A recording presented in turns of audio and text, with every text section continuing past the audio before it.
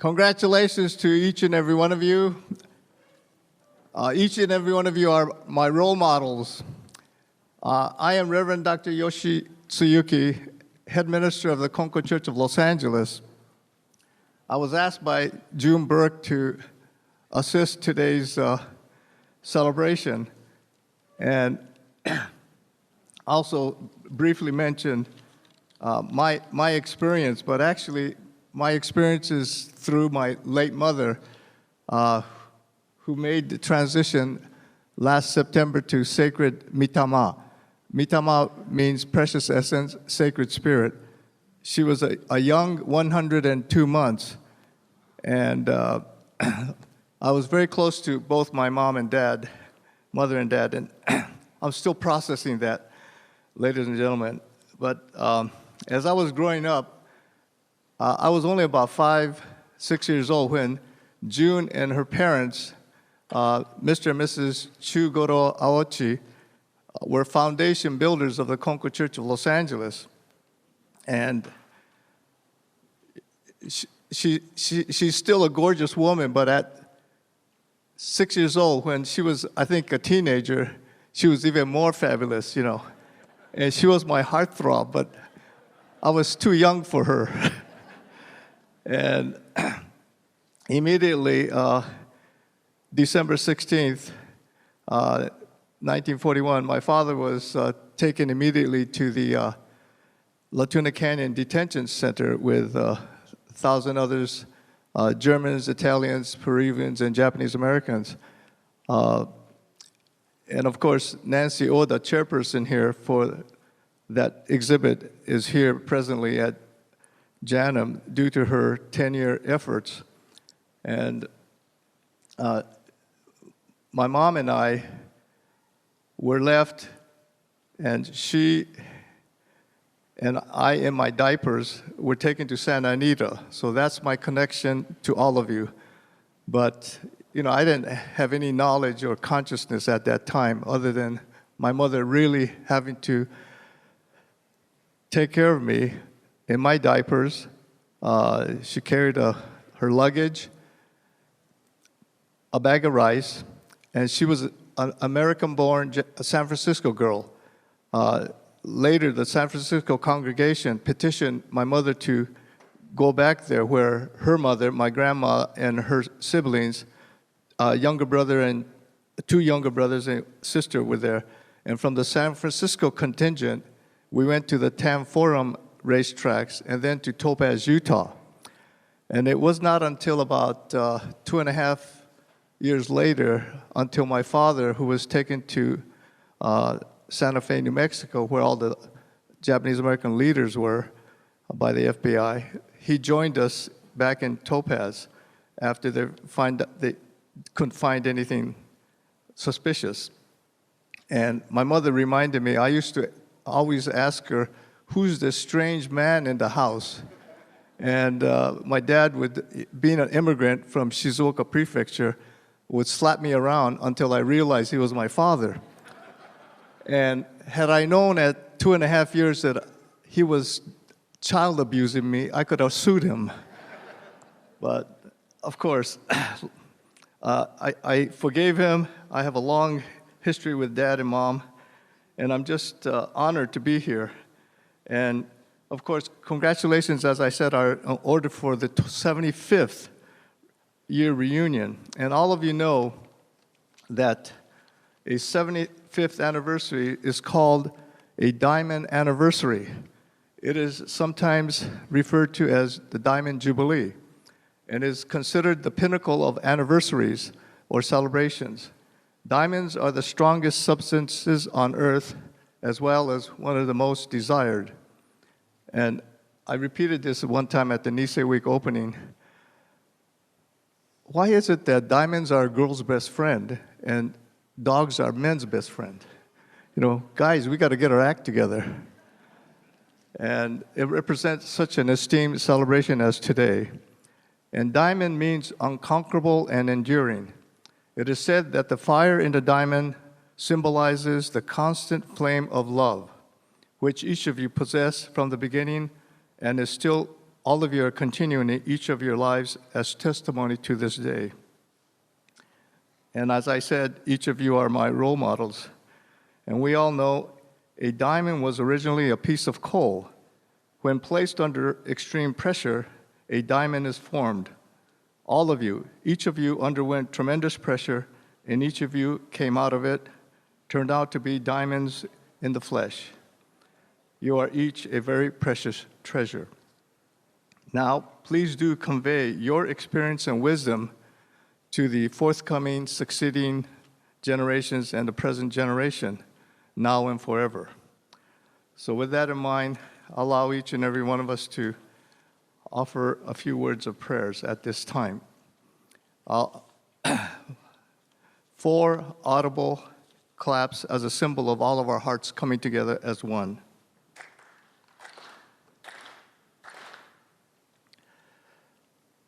Father, Mother, God, principal parent of this great, glorious, and magnificent universe, which gives each and every one of us life, the precious breath of life. We honor every person today from the Santa Anita Assembly Center upon this 75th reunion gathering. May each person know they are precious diamonds to transmit to the upcoming, present, and succeeding generations and eternally. Allow each person to continue to live healthy and well, knowing that each person here today is always healthy, perfect, complete, and whole. And so it is. 4 audible claps. I will now offer the rite of purification and blessing at this time.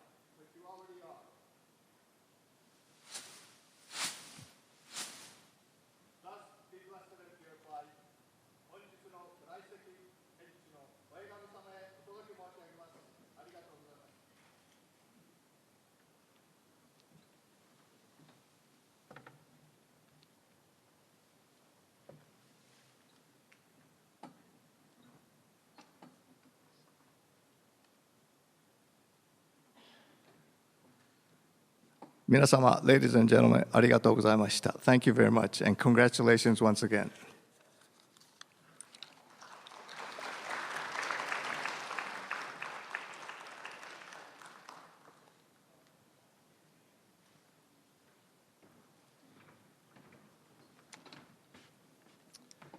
Thank you, Reverend Dr. Tsuyuki. And also, thank you to Bombu Taiko. How about a round of applause for Bombu Taiko? Well, welcome to the Japanese American National Museum. I am Rick Noguchi, the Vice President of External Relations. And the museum is pleased and honored to serve as a host and partner for today's Santa Anita Assembly Center reunion and remembrance. And it's programs like this that speak to the core of what the museum is all about. And in this particular year, where we are recognizing tragic events of 75 years ago, it is ever more important that we highlight and capture what Japanese Americans experienced at sites like Santa Anita. This story has not been told enough, so the museum is delighted to have this momentous gathering today. Ann Burroughs is our new president and CEO, but she's not here to welcome you today because she will be giving the keynote address later on this afternoon.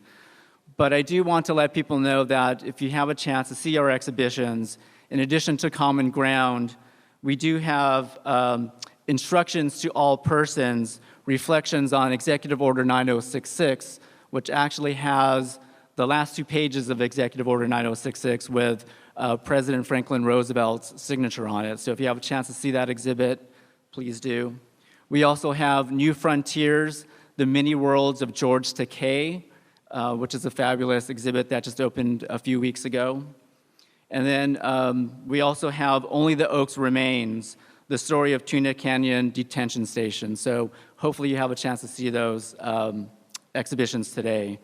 But it's my pleasure to now introduce your MC for the day.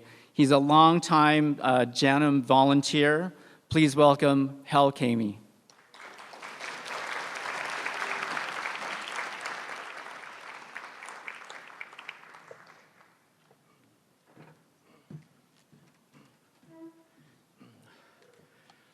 So hello, everybody. And so that was quite a rousing start that we had today.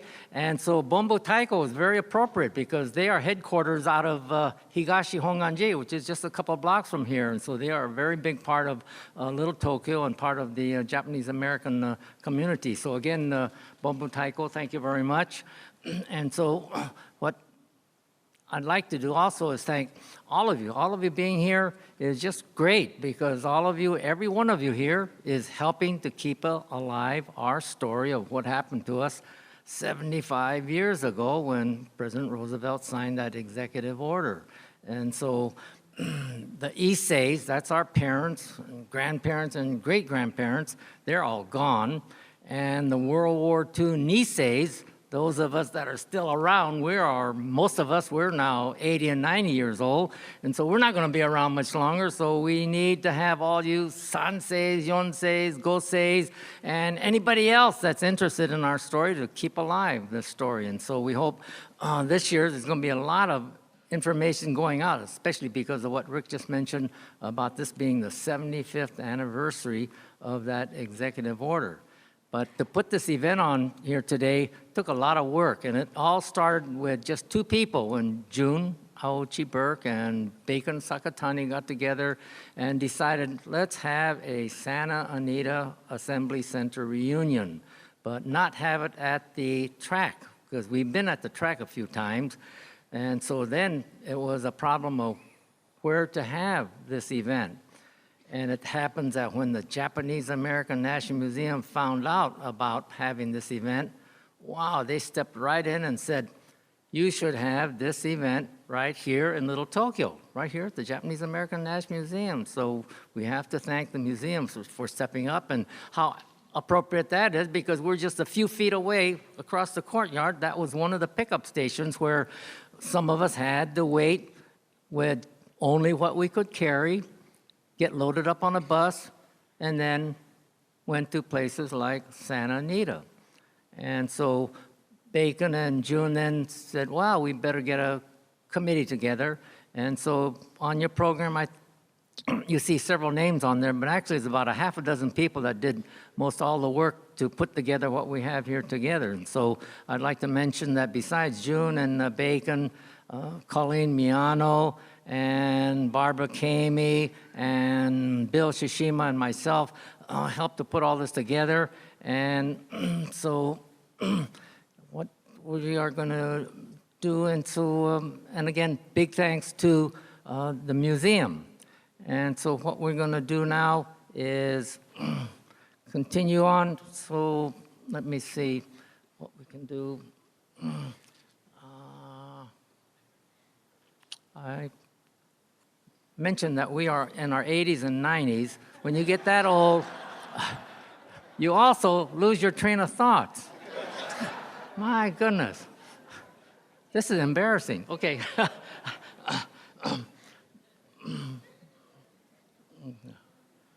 But I'm glad I have a program here. But we're going to, before we start eating lunch, if you look at your program, we're going to be taking table pictures, okay? And so do not eat any of that food. And so what we're going to do is going to have some people coming around. I've already been able to talk to some of the tables.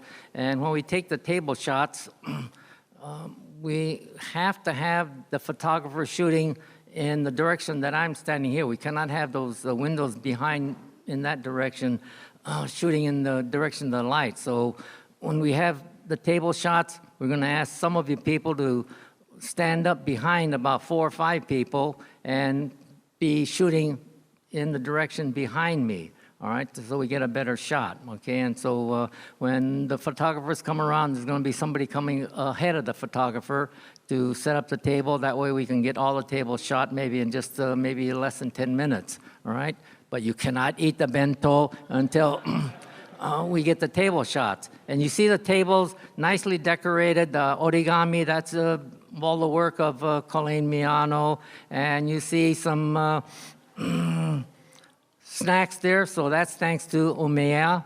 And manju on the table, and that's compliments of Fugitsudo. So if any of you need any sweets, sweets of Japanese, then Fugitsudo just down the street. All right, and let's see. Okay, 12:30.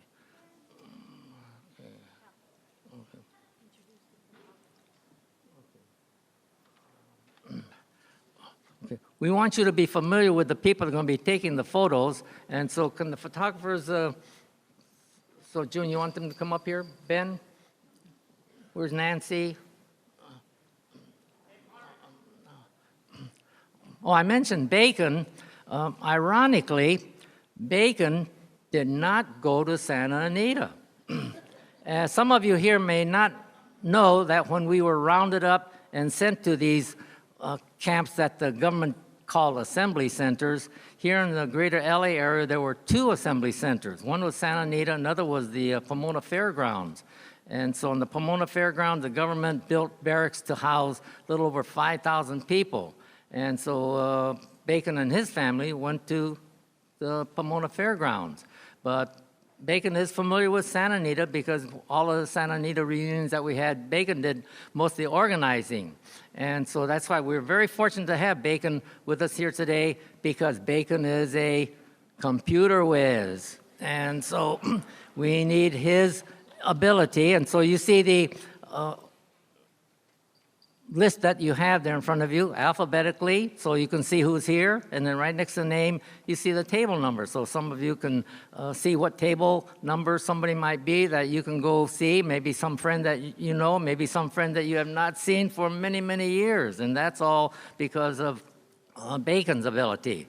But Bacon is also a photographer, and so right in front of you on your right is Nancy wave, and there's Bacon, wave Bacon, and is Ben here?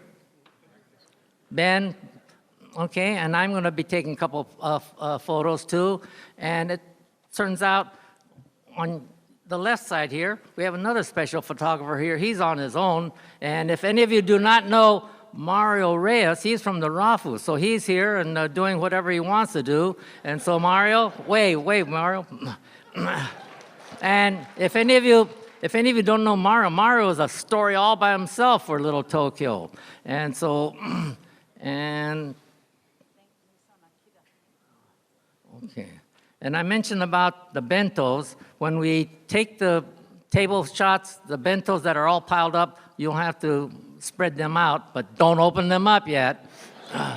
You gotta wait until we take the table shot. Then you can start eating. And all those bentos are thanks to Akira Maison, the restaurant in Pasadena on Green Street. If any of you have never been on there to take a shot there, very good. Akira Hirose is the owner there, and that's where we got the bentos from. Okay, and so.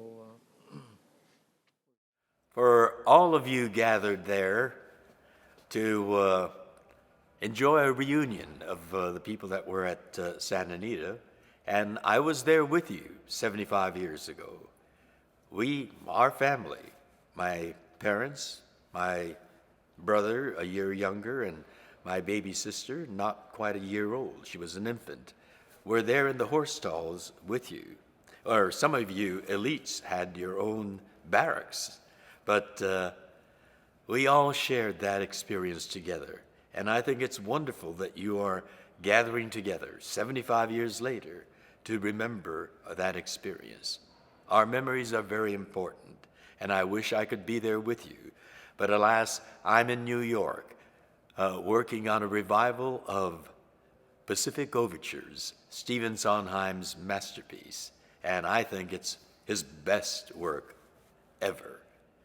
If you're in New York this spring, and springtime is a wonderful time to be visiting New York, come to New York and visit us at Pacific Overtures. I also want to thank June Burke for inviting me to share this special song with you all. I hope you can enjoy the video presentation as I have this special tribute. Thank you.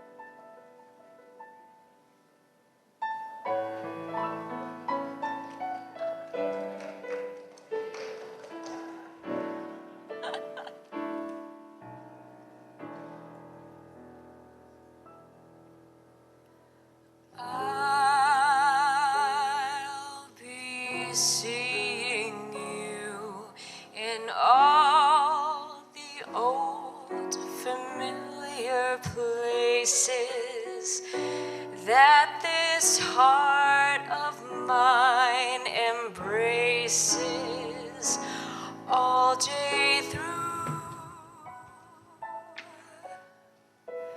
In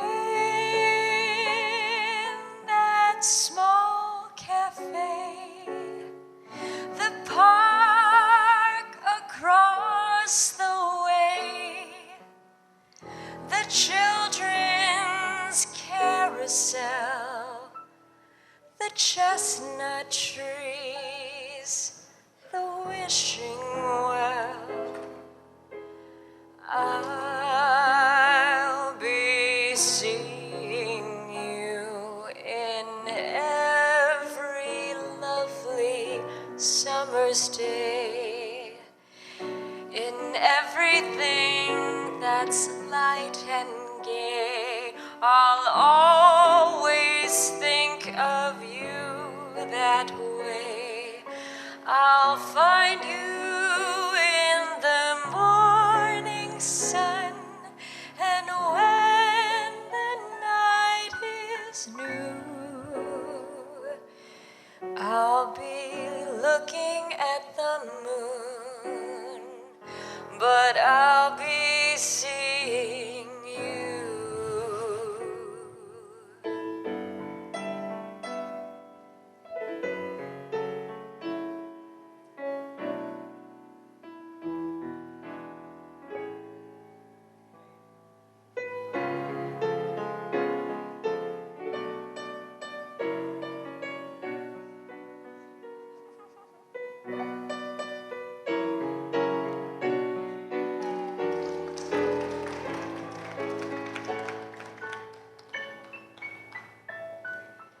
In that small cafe, the park across the way, the children's carousel, the chestnut trees, the Pendleton. I'll be seeing you in every lovely summer's day, in everything that's light and gay. I'll always think of you that way. I'll find you in the morning sun, and when that night is new,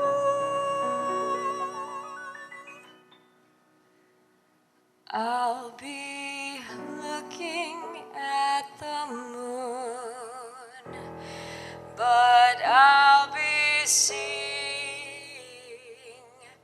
you.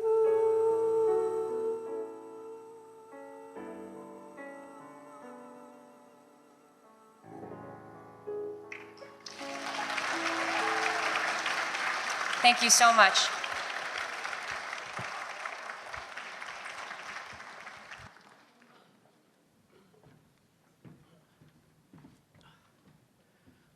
Wow, that was terrific. That was Veronica, Ota, and accompanied by Scott Nagatani. Veronica, Scott, hold it right there. Give it up one more time for them. Wow. Thank you so much. I think only you 80-plus-year-olds would remember that song. That was a real big song during World War II. And so brings back a lot of memories. And so right now, with this full house, we again thank all of you for being here to keep up the story here, but we also are very lucky and honored and thankful for a few individuals that honored us with their presence here. So we'd like for you to recognize some of the guests that we have here. So I'd like to introduce them. And so as I introduce them, I'd like to go through the whole list. So when I give you their name, would you please either stand for a second or two, or at least wave so we see who you are, all right? And so hold your applause so I can get through the whole list. And so we have Rose Ochi, who was a former member of the Clinton administration and also part of the LAPD Board of Commissioners. And here also, hold it please, and also representing State Assemblyman Al Murasuchi, we have here Deputy Corey Bridges. And Corey, I think, Corey, you have something special here for us today? Okay, can you come on up here?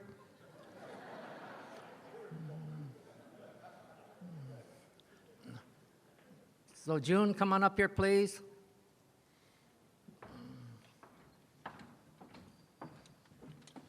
Good afternoon, everyone. My name is Cody Bridges. I'm honored to be here as a representative of Assemblymember Al Murasuchi.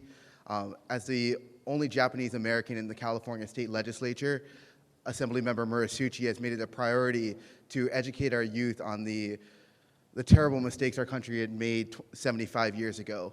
And so that's the reason why he has introduced Assembly Bill 491, which will provide $3 million for civil liberties education, and also why he, as his first action in the Assembly this year, he introduced Assembly Concurrent Resolution 1, which declared February 19th as a day of remembrance.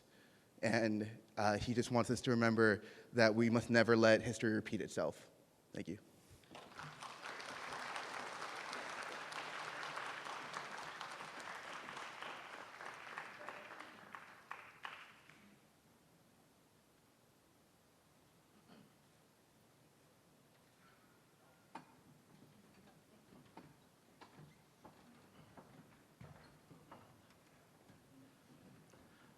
Thank you, Corey. And also, we've already met the Reverend Alfred Tsuyuki, Alfred. And so Alfred's an old friend. So again, Alfred gave us a nice opening ceremony. So thank you again for being here today, Reverend Tsuyuki. And George Nakano, a former California State Assemblyman. And Ron, let me continue, please. Ron. And, somebody from Gardena, Ron Ikejiri, Gardena Councilman. Gardena, Ron, thank you for being here.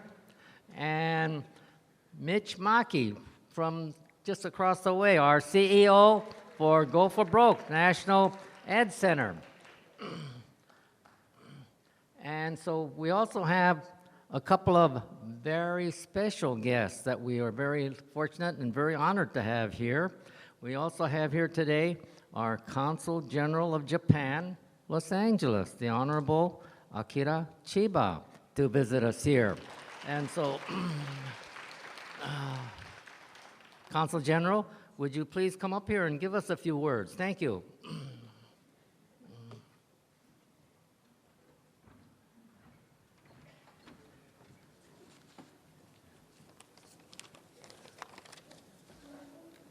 I flew in from Tokyo last night, back from a business trip. That I was able to re-enter is a great relief for me, knowing that I am not targeted simply because of my place of birth for the time being.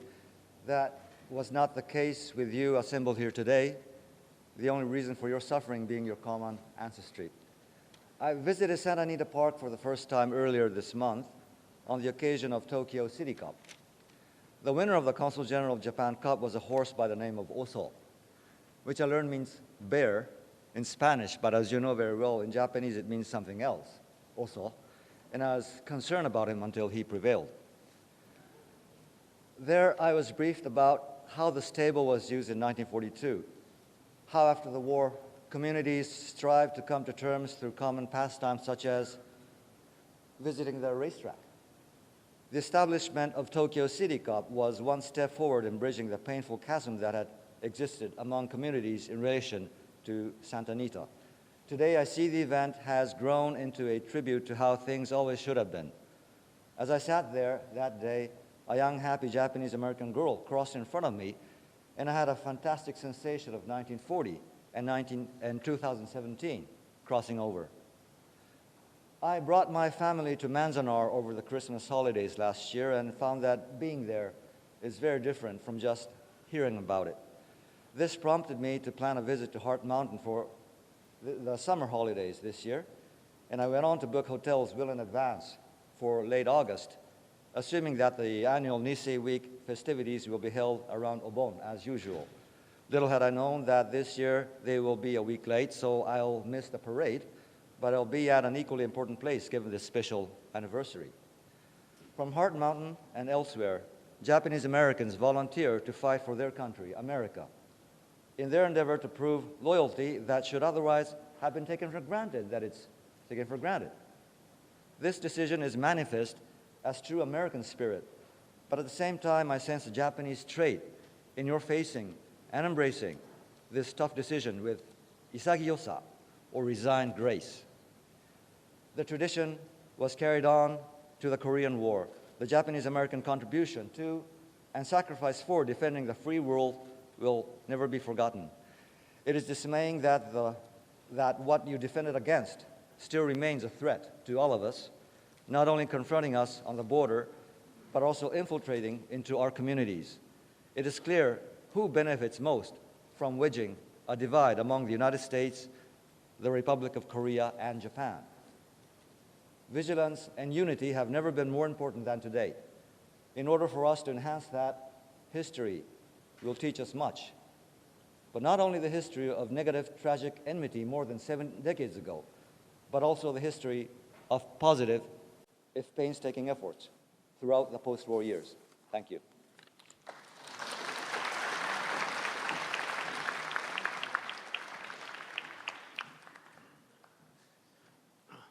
Wow, thank you, Consul General.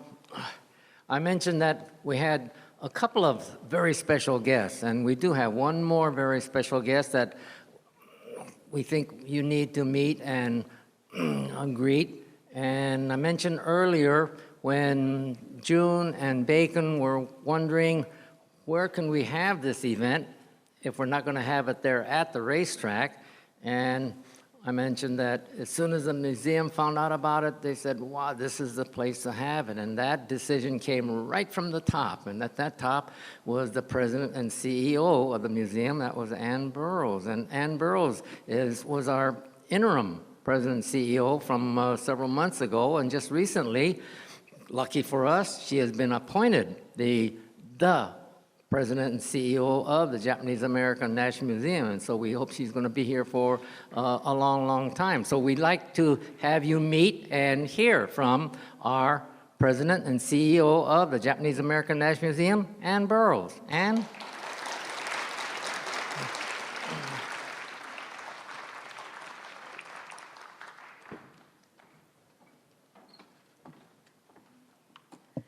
Thank you. Thank you, Hal. Hello, everybody. I'd like to welcome you all here. You've already been welcomed. But this is my first official formal speaking engagement as the president and CEO of the Japanese American National Museum, and I could not be more honored. I couldn't be more honored to hold that office, and I could not be more honored to be speaking to you, and I could not be more honored also that we're having the Santa Anita reunion here this year. We've already heard from Consul General Chiba. Thank you for those remarks. Thank you for being with us today. We're enormously grateful for the friendship and the support that you've given us, and I personally, since I've been here. Thank you for that. I'd also like to acknowledge again former Assemblyman George Nakano, who has been a long friend of the museum and who I believe was very instrumental in helping to raise the first $1 million to build the pavilion. So thank you. It's an honor to have you with us. And of course, it's an honor to have Rose Ochi with us as well. And my dear friend, my dear partner in crime, Mitch Maki, President and CEO of Go for Broke National Education Center. I feel a little bit as though I'm an imposter here because Norm should have been giving the keynote address. He wasn't able to be with all of you today because he has some health issues, but he wanted me to tell you that he is with you in spirit and that he holds all of you in his heart. And I have a few words from him that I will read at the end of what I have to say. So, as I said earlier, it's a real honor for us to be hosting the reunion here. This is exactly what the museum should be doing. It's one of the things that I felt very strongly when I took this job on, that we need to be opening our doors, that we need to be the welcoming place, because this, after all, is the home. This is your home. This is the home of your community. And I think also, given the fact that that we're standing on the very site where you and your family boarded buses for Santa Anita so many years ago. And it's because of that this site has been designated an international site of conscience. So, despite the difficult history that we commemorate today, and it's somber and it's emotional, it was hard for me to hold back the tears as I was watching the pictures, the photographs of the people scrolling by. But for me, there's also, I feel today, also a sense of joy in the extraordinary fact of today's event that unites, even although we're here because we commemorate a difficult history. It's extraordinary that such a remarkable group of individuals and families have been tied together by these bonds, and that these bonds have survived over 75 years. And they're bonds that have held this community together so very strongly. And of course, this event holds a very special significance in the history of our city, in the history of this country, and in the histories and the narratives of each of you in this room. I would like to pay tribute to all of you, because this really is about all of you. It's about all of you who were incarcerated at Santa Anita. It's about all of those who are no longer with us. It's to your families, it's to your children, it's to your grandchildren. It's to honor your sacrifice and the sacrifice of your families that were held at Santa Anita. And also it honors your children and your grandchildren who were shaped as surely by your experience as you were by your own. Your stories and your histories hold deep resonances for us. They hold resonances for us at the museum. They hold resonances for this community. But I think they hold resonance for anybody who believes in social justice and who stands up for civil rights. My own history was very different from yours. But some of you know, some of you don't know, that I was a political prisoner in South Africa, and I was jailed because of my opposition to apartheid and discriminatory policies. So I understand what the power of injustice can be. But I also understand what the power of the triumph over that injustice can be. And I also understand the very, very deep personal cost, the very, very deep personal sacrifice that comes with that triumph over injustice. So in the 10 months that I've been at the museum, I've had the privilege of getting to know many of you and to understand the full impact of what that experience meant to you. I've heard you tell about the pain of being betrayed by your own country, by the elected officials who ignored the public trust and the laws of the land they were duty-bound to honor and uphold. I've heard the pain in your voices as you speak of how your parents lost all they'd worked for, of the homes that they'd lost and the communities that were destroyed. I've heard some of you speak of the lost opportunities and the shattered dreams, of the deferred expectations of college and careers, of the humiliation of being treated as the enemy of your own country, and that terrible, terrible choice of allegiance and conscience that so many of you were forced to make. And of course, there are those extraordinary stories and the extraordinary documentation of the almost inconceivable stories of courage and heroism of the Nisei veterans.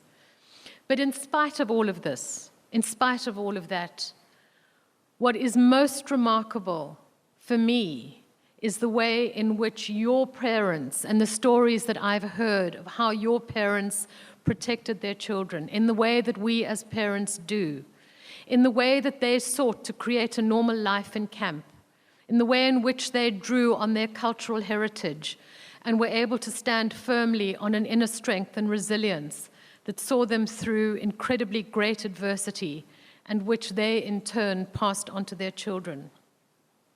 And after the war, it was this same spirit that propelled the Issei and Nisei to rebuild their lives and communities from the ground up.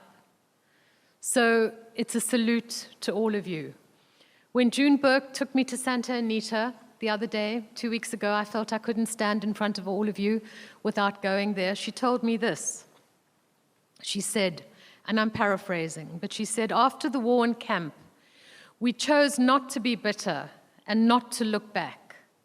We got married, we raised families, so that the following generations of Sansei and Yonsei were able to study and concentrate on schooling and choosing careers and concentrating on their futures. We did this on the back of the Issei and Nisei sacrifice and their hard work. Parents chose not to talk about their past. We wanted our children to concentrate on their future. And she went on to say, as parents, many of us have never spoken to our children or our grandchildren about what happened to us. We've never talked about our struggles or what we went through. There are very few of us left. And we need this generation who is still living to tell their stories to their children and their grandchildren. It was very, very moving when she told me that. She also told me how she was able to find her voice, and how she found her voice was the work that she'd done on putting together with the rest of the committee Only the Oaks Remain, the Tuna Canyon exhibition, and how she was able to speak to her own children, how she was able to speak to her own congregation, and it came from a sense of anger, finally being able to acknowledge the sense of anger at the injustice that was done. So it's these stories that give life to history, and that's the lifeblood of this museum. Our promise to you, and it's a promise that you know, and it's a promise that you live, and it's a promise that rings from the walls of the museum. But our promise to you is that we'll keep your stories through, we'll keep them real for future generations. Your stories will never be forgotten, and your history will never be forgotten. That's why this museum exists. That's why this museum was built by so many of you, to hold that promise and trust, and also to ensure that that tragic episode in history is never repeated. 75 years ago, we saw the corrosive power of prejudice and discrimination in action. We saw the disastrous consequences of public policy that was shaped by the politics of bigotry, hatred, and failed political leadership, where there was no heed for due process or the law, where there was no respect for constitutional rights. We all know that history. And I would like to leave a few words from Norm with you as my parting remarks. And this is what he has to say. Our museum is deeply committed to our mission and to honoring the legacy of the Japanese American experience, to holding our promise to you. A key part of this is to ensure that we cannot let similar fears and scapegoating lead us down the same path again. Exclusionary policies, whether they're based solely on race, religion, sexual orientation, or any other trait, are nothing more than bigotry by the same name. So the values and the history that unite us as a community are great. We will never break them. Let's use them to build and stand together to ensure that this history is never repeated. Thank you.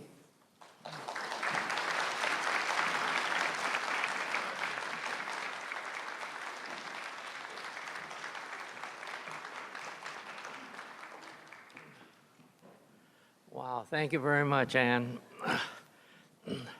I've got a minute or two here. I'd like to just remind you of some more of the work that was done by the committee members. And so one of the things that all of you gotten a chance to take a look at was this letter-size booklet here. It tells you a lot about Santa Anita. And there's one part that I would like to point out because it might be misleading. So if you have that booklet, open up to the first page and you look at number 10. And so if any of you know anything about the camp that we were sent to, one of the biggest negatives in any of the camp that we were sent to was lack of privacy. No matter what we did, somebody else knew what you were doing in any of the camps, whether it was an assembly center or one of these camps like Manzanar, Heart Mountain, and so on. And so if you look at number 10 there, it says, shower buildings with no walls between showers for men or women. So I think that's kind of misleading. So to try to clarify when I saw that, if you look at the next page, where it has a diagram of Santa Anita, right next to where it has a grandstand, there's a circular building, and it's marked showers. So if you were at Santa Anita, there was one large building that had a whole bunch of showers, but that building was cut in half with a wood wall. And one half of that building then was showers for the women, and the other half was for the men. So that's the difference there. However, there are stories that that wood wall had lots of cracks and holes in it. And if you believe that, then you know there are a lot more stories that would come about showers and lack of privacy. But, you know, we look back 75 years ago, and maybe we can even chuckle at some of the things that happened to us. But that was not the real case, as Ann was just telling us about, because if you look at that diagram there, you know, several thousand people were forced to live in those horse stalls, thousands of them. A building that was built to house one animal became the home for a whole family. So in many cases, that was humiliating, but that's the way it was. For my family, we were one of the lucky ones. We got to live in the parking lot at Santa Anita. But we have to keep remembering what happened there. And so, again, thank you again, Ann, for reminding us of what the situation is, and it still continues in some cases today, all right? And so right now, I'd like to turn over the program to Darrell Kunitomi and bring back Scott Nagatani. So, Darrell.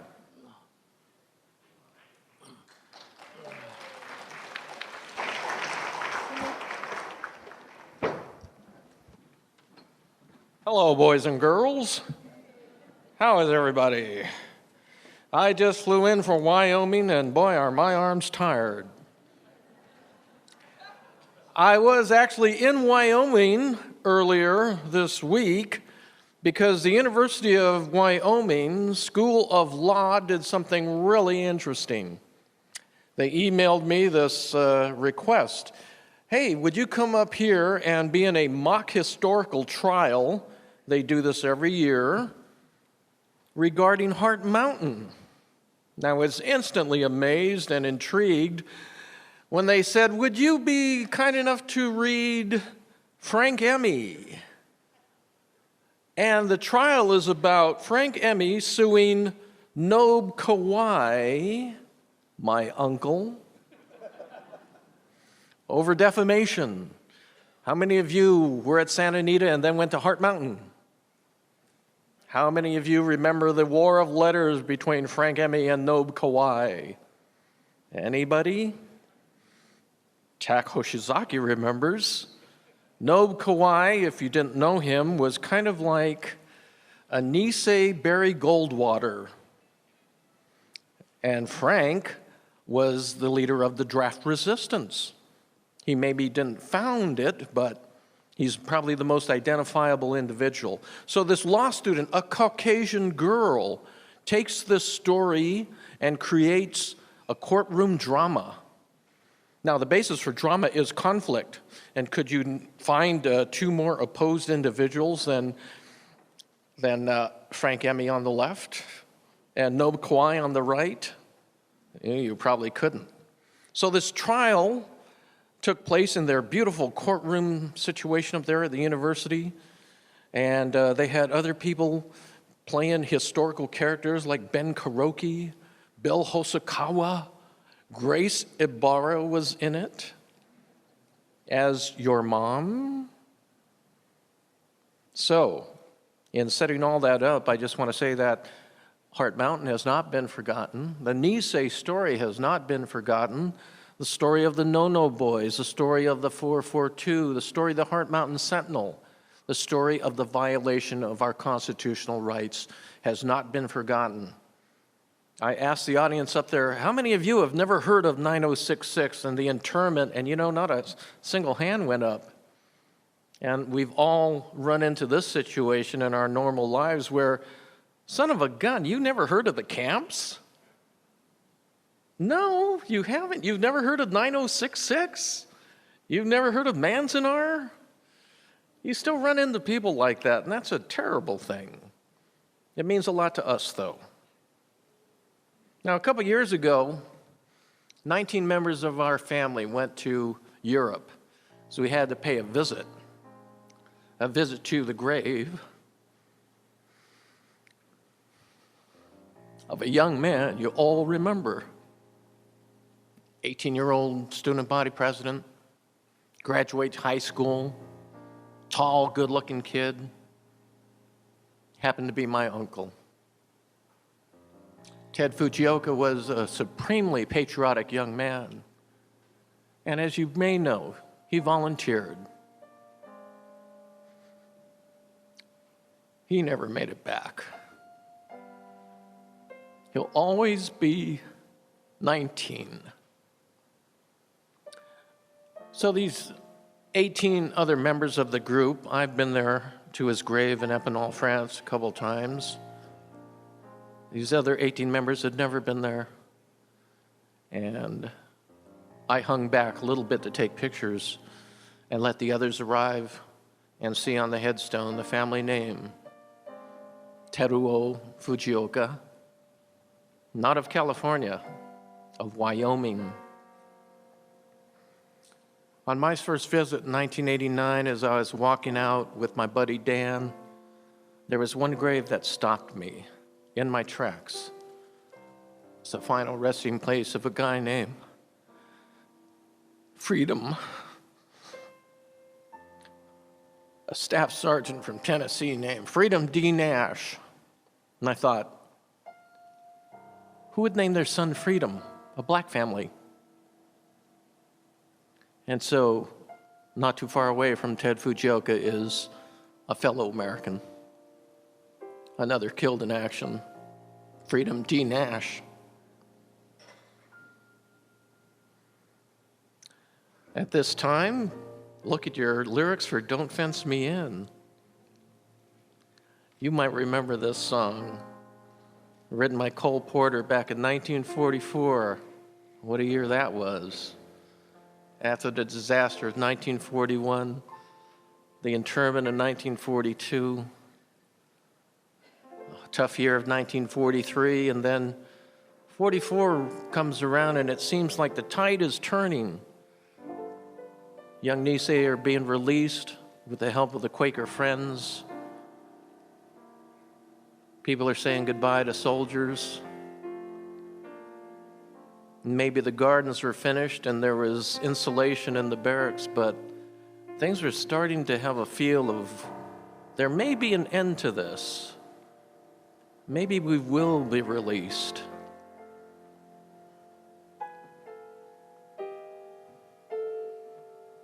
Sing it with me, everybody. We're going to do the intro. Wildcat Kelly, looking mighty pale, was standing by the sheriff's side.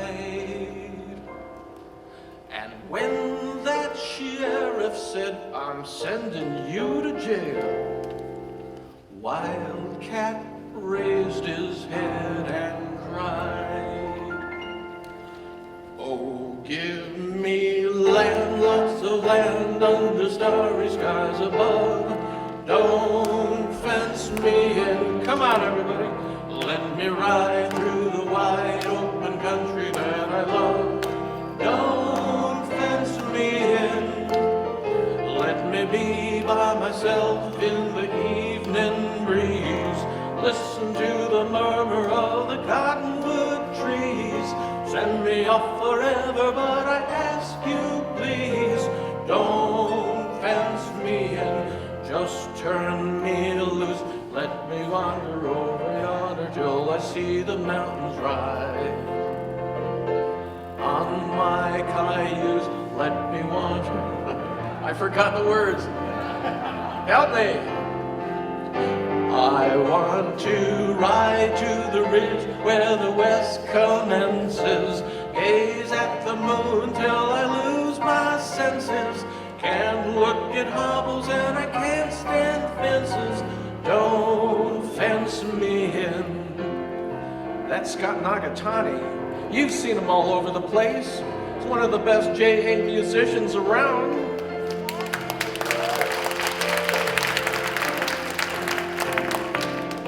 Oh, give me land, lots of land, under starry skies above.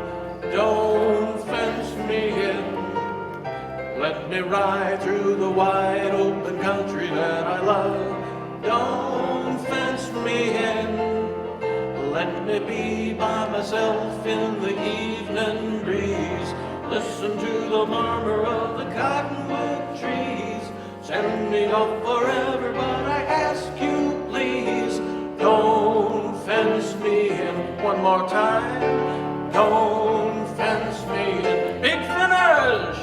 Don't fence me in. There you go.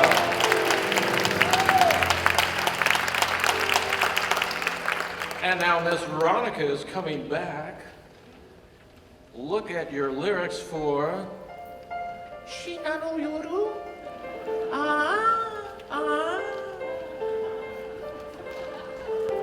I know that this was kind of a young girl song, right? But I also heard there might be some Nisei who might join me in singing this song. They promised Min Tonai. Min Tonai? So if you promised Min, I And heard it his- wasn't going to be alone. Min Tonai and his Minettes, come on up, come on up.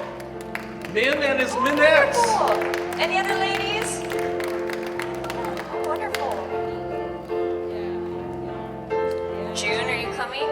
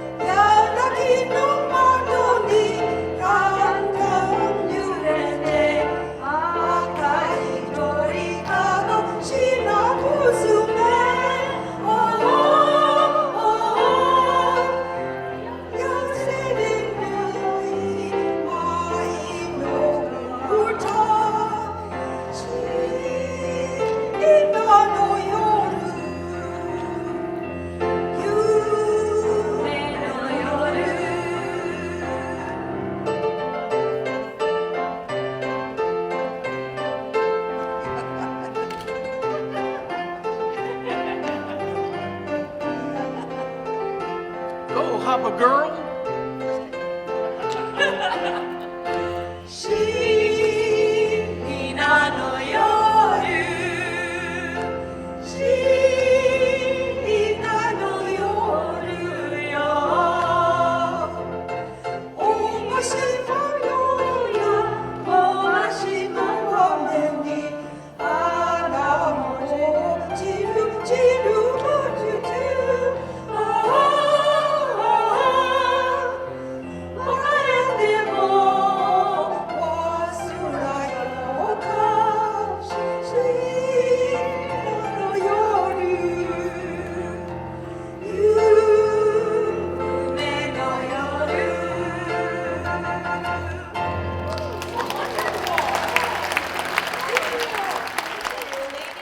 Thank you, thank you.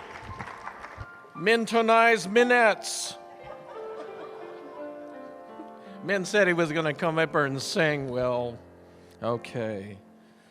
At this time, I would like to call up the members of the Heart Mountain Foundation board who happen to be here in front at the center table.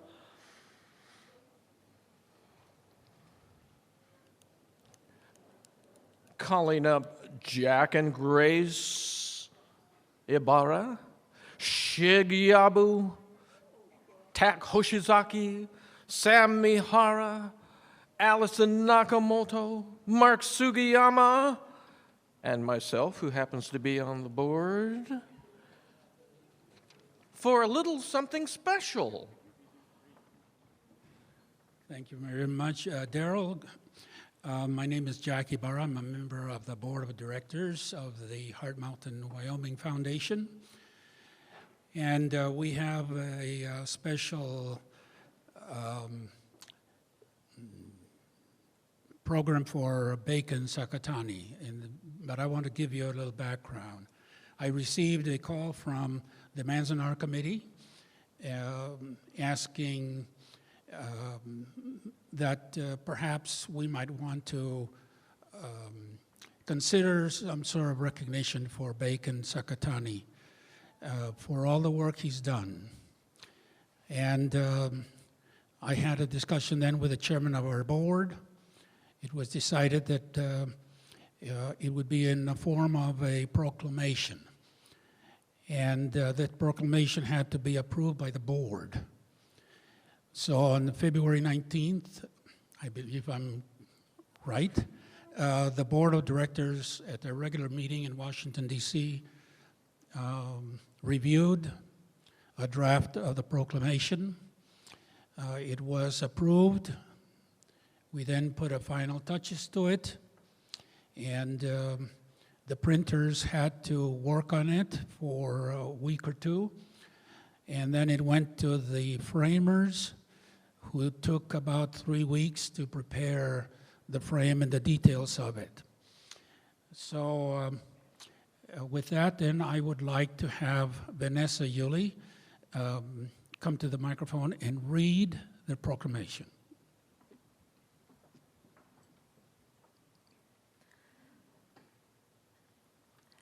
President Franklin D. Roosevelt signed Executive Order 9066 on February 19, 1942, which authorized the military to designate defense zones in the states of California, Oregon, and Washington. Japanese Americans living within these zones were ordered to report to makeshift assembly centers, bringing only what they could carry. 2 assembly centers were established in Southern California, the Pomona Fairgrounds and the Santa Anita Racetrack. After enduring primitive living conditions in the assembly centers, Japanese Americans were transported to several remote facilities that the federal government termed relocation centers, but which were in essence concentration camps under military guard. One such camp was the Heart Mountain Relocation Center, located near the town of Cody, Wyoming. For more than 4 decades, Bacon Sakatani has devoted his time, talent, and energy to organizing periodic reunions for individuals who were held in those assembly centers and subsequently sent to Heart Mountain. In light of Bacon Sakatani's tireless work on behalf of former incarcerees, the Heart Mountain Wyoming Foundation, which oversees the Heart Mountain Historic Site and its interpretive center, wishes to recognize the dedicated service of Bacon Sakatani, a former Heart Mountain incarceree. We hereby proclaim, whereas Bacon Sakatani has worked diligently for years organizing reunions for former Heart Mountain incarcerees confined at the Pomona Fairgrounds and Santa Anita Racetrack Assembly Centers, and whereas Bacon Sakatani continues his valuable work in support of the Heart Mountain Wyoming Foundation as a member of its advisory board and as a photographer and recorder of the foundation's development and activities, and whereas Bacon Sakatani continues his role as an inspirational leader for all those working to preserve the site and tell the story of Hart Mountain and the unjust incarceration of Japanese Americans in 1942. Now therefore let it be known that the Hart Mountain Wyoming Foundation Board of Directors honors Bacon Sakatani and expresses its sincere admiration and gratitude for his years of invaluable service to the foundation and the Japanese American community. This proclamation is signed by Shirley Ann Higuchi, the chair, and Douglas Nelson, the vice chair. Thank you.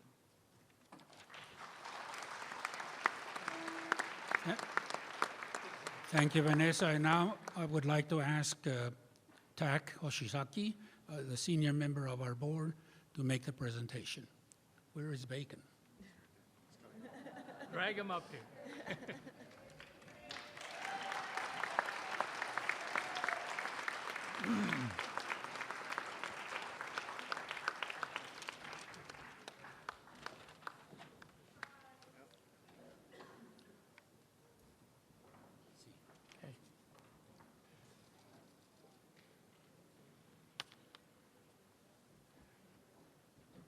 Bacon, it gives me great pleasure to be able to then hand this plaque to you.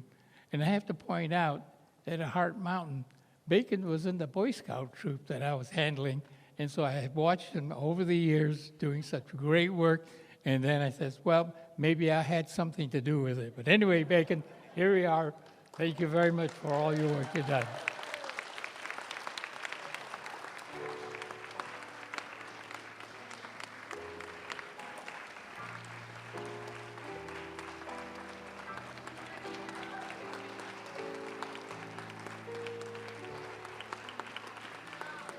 There we go, man.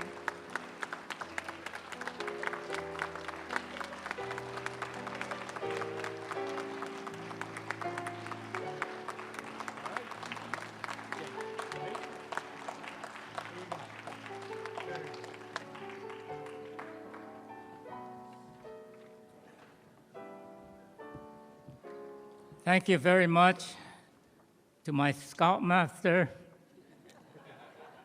at the camp.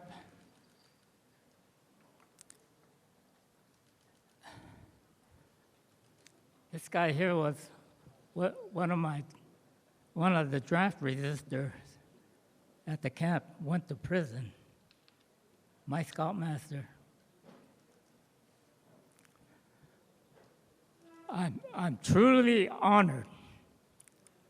I was on the first board of director of the Hart Mountain Wyoming Foundation before any of these guys was around.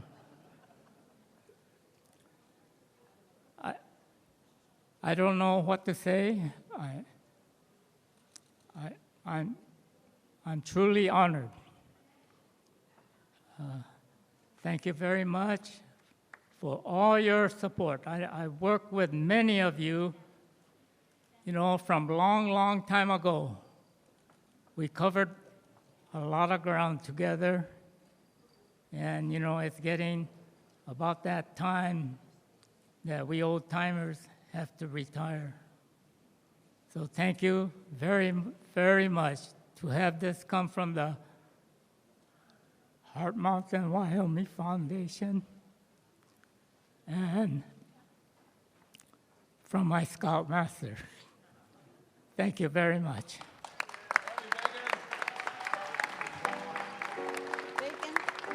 Bacon, we're not through with you yet. Just put that down. Okay, I'm calling up the Santa Anita Committee. Can you all come up here right now? Barbara, Hal, Bill Shishima, Min Tonai, Babe Karasawa, Phil Shigekune. Can you come on up? We have one more award to give to Bacon. Okay, Bacon. Is Willie here?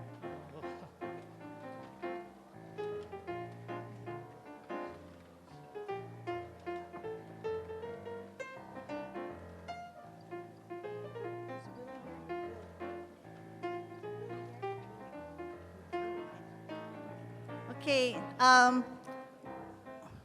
Barbara? No? Barbara? Okay, Bacon? Got to fix your hair. Okay, on behalf of the Santa Anita Committee, we want to thank you for all the reunions that you put together. And this is about your fourth one now. And you've never been to Santa Anita, but you know everything about Santa Anita. And Bacon has been the organizer. He helped put that memorial plaque in the Santa Anita Park. When you go there, you could see the plaque there. So on behalf of all of us here today, we want to present you with a special artwork by Willie Ito, Disney artist. Here, this is what we have.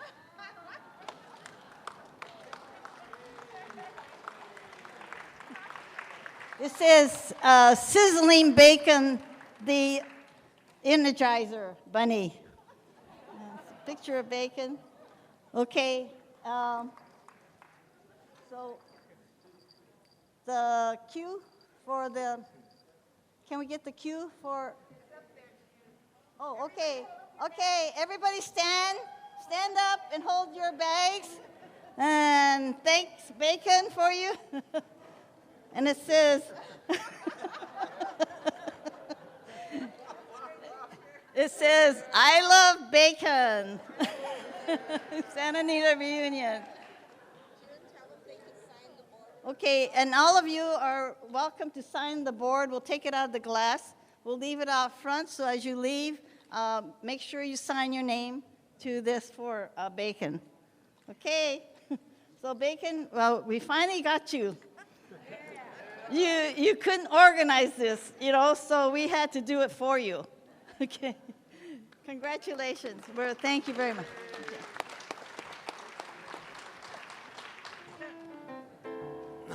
So we hope that was a surprise for Bacon. And so we're not finished yet, folks, because the next part is the unknown part of our program, because we do not know how long it's going to take to make these group photos that you see listed there in your program. And so, again, we still want to try to finish up by 4. Oh, excuse me. I guess I lost my program again. Oh, but one reminder, Bacon is not going to be Mr. Santa Anita, even though he's known as Mr. Heart Mountain, but he's not going to be Mr. Santa Anita because he went to Pomona. Another person that we would like for you to meet and hear from, because he's very special, and we need to, another part of our story is to remember about our people, like Darrell talked about Ted Fujioka, those that went and fought for America, our veterans. And so we'd like to call up Mitch Maki from Go for Broke to come up here. Mitch, thank you.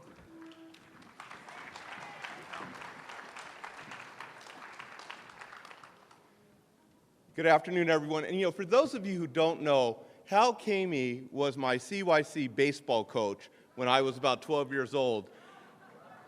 And there was one game where he almost forgot to put me in. So it's very apropos that he almost forgot to introduce me today. But Hal, you were a great coach, a great MC. Let's hear it for Hal Keimi.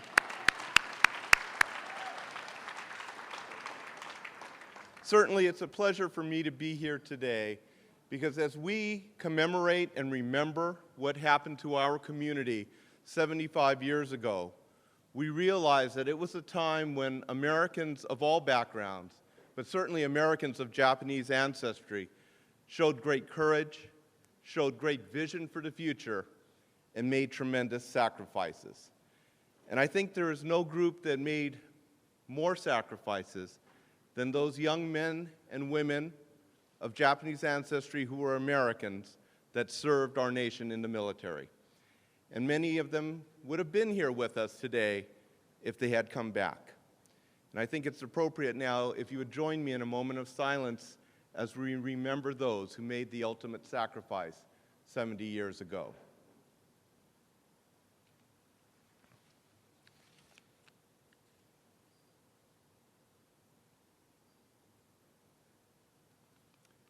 Thank you. And yet today we are joined by veterans who served during World War II and are here with us today.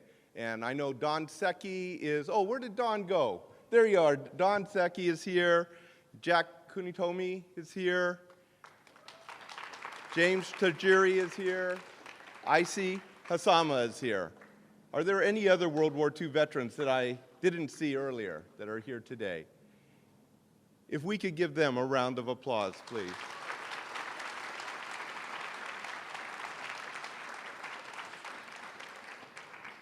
And Bacon, we're not done with you, because on behalf of Go for Broke National Education Center, I'd like to call you back up on stage. And we would like to also present you with a small proclamation thanking you for your years of service in making sure that the Japanese American experience is known not only by Japanese Americans, by Americans of all backgrounds. And if I can share a very brief story about Bacon. I met Bacon 20-something years ago, and it was when we brought the barracks from Hart Mountain down to Los Angeles. And Bacon was an instrumental force in doing that. My wife and I went up there and helped dismantle that barrack and bring it back. And Bacon, you were a slave driver, but a good slave driver in doing that. And it was mostly Niseis and Sanseis who were dismantling that barrack with tender, loving care, piling it up on a flatbed truck to be brought back here to Los Angeles. But there was also a Hakujin couple. Do you remember them? They were driving through Wyoming, saw a bunch of Japanese Americans tearing this building down, and they literally stopped and said, "What are you doing?" And we started to tell them the story about this was a barrack in which members of our community spent 3 years of their lives living because their civil liberties had been taken away during a time of war. And they were fascinated. They were probably in their late 20s, and as was mentioned before, they had never heard that story. And they ended up spending the next 4 days with us, helping to dismantle that barrack, helping to take those pieces of wood and put it onto a flatbed truck to be sent down here to Los Angeles. And that's just an example of how Bacon's work spreads the story, not only to us in the Japanese American community, but to people across the nation. These people were from Florida as they were traveling across the nation. And it's a story that I'm sure that they continue to tell today. So Bacon, on behalf of the Go for Broke National Education Center, but truly on behalf of the Japanese American community, thank you for all the work that you've done.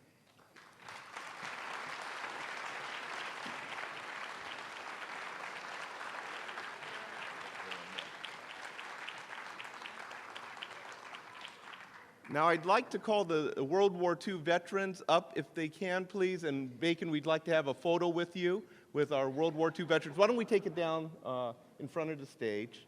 That probably would be easiest.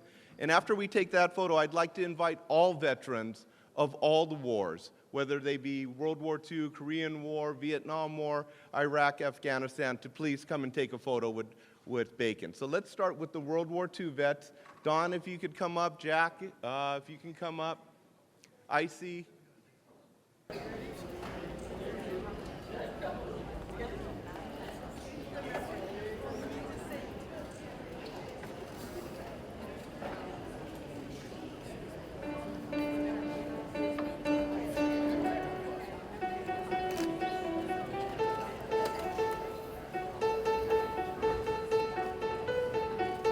We're going to change the program. Now you guys can sit down on the stage if you want to relax.